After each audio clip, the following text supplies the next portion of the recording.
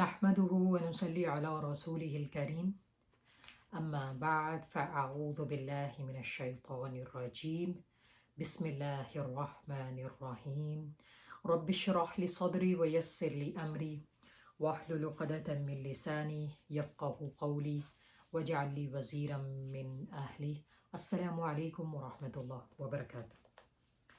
Suratul kahaf continues, and today we are looking at ayah number 15. Allah subhanahu wa ta'ala says, هؤلاء قوم اتخذوا من دونه آلهة. These are people have taken besides him deities.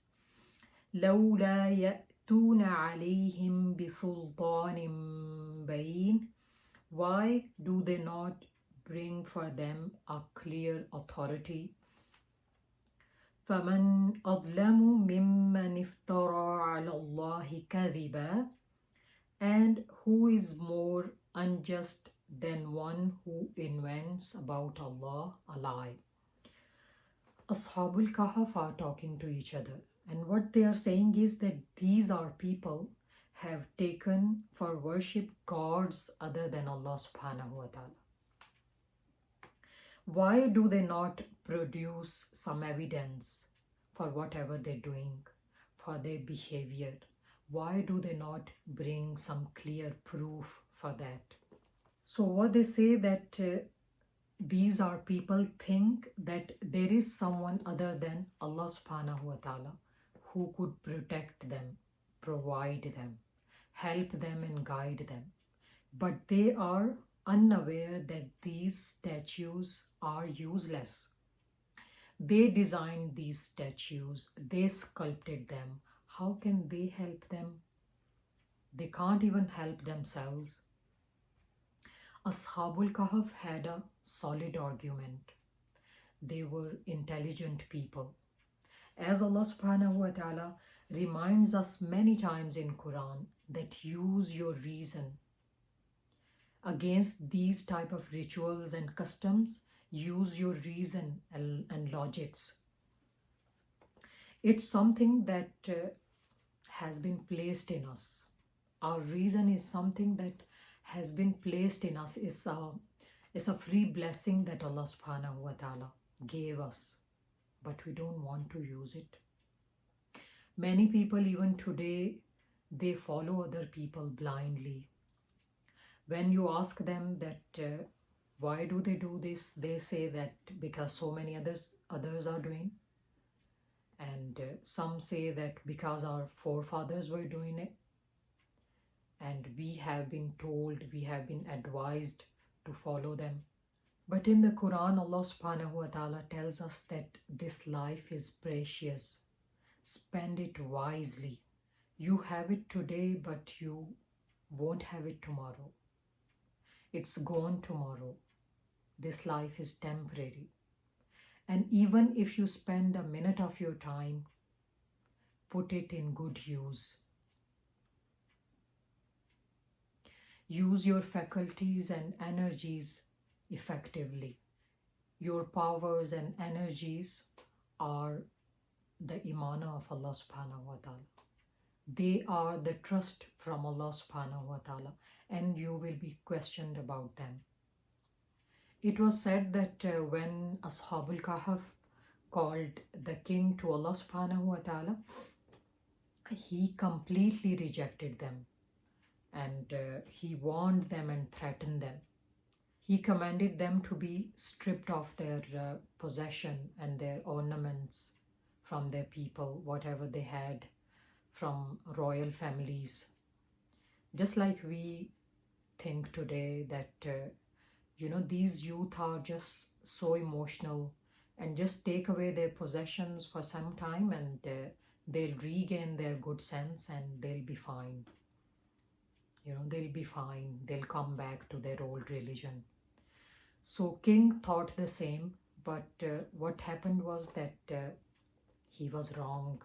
Ashabul Kahf were taken away their possession and everything. But Allah subhanahu wa ta'ala showed kindness to them, because meanwhile they managed to escape from the king. They managed to flee persecution for the sake of their religion. This is what is prescribed in Sharia law, that during the periods of hardship and persecution, someone who fears for his religion should flee from his persecutors. You can do that. If somewhere it's harder for you to practice the deen, then you can escape yourself, you can isolate from people. As was reported in the hadith as well, soon there will come a time when the best wealth that someone can have will be sheep, which he can follow to the top of mountains and places where the rain falls, fleeing for the sake of his religion from persecution. In such cases, it is permissible. One can isolate himself from other people, but it's not prescribed in the other cases, because by such isolation you lose the benefits of congregation and prayers of Fridays. So these young men were determined to flee from their people. So again, many lessons we get in this ayah, and this ayah is so significant that we learn a lot from it. Ashabul Kahaf were told to abandon all the ornaments. You can imagine in olden times, like heavy jewelry and royal dresses. They were ordered to give them all up. But how hard it is today. Is it easy to give up all the requirements and all the desires? You see that religion asks for sacrifices. Then the names of such people appeared in Quran. It was not easy for them. Today, how much we are drowning in attachments. We are overwhelmed by the small things. Our mobile should be of certain brand. Our clothes should be of certain brand. Our groceries should come from a particular store. So many attachments. Countless attachments and endless hopes and desires. The more attachments we have, the less tolerant we are. We can't even imagine our life without them. But whoever good person is being mentioned in Quran, they earned this respect in the hardest ways. It wasn't easy for them. They had to go through so many hardships, pain, criticism. They had to give up so many things. We can't even imagine today. When you please Allah subhanahu wa ta'ala, He makes you immortal. And these people will be remembered forever in this world. And they'll get endless reward in the hereafter. They'll be guests of Allah subhanahu wa ta'ala in the hereafter, where there is no pain, no hardship, no discomfort, no restlessness. A comfortable life and pleasure of Allah subhanahu wa ta'ala. Subhanallah. Allahumma ja'alna minhum. Ameen. In Suratul Tawbah, Ayah 111, Allah says, indeed, Allah purchased from believers their lives and their properties in exchange from them to have Jannah.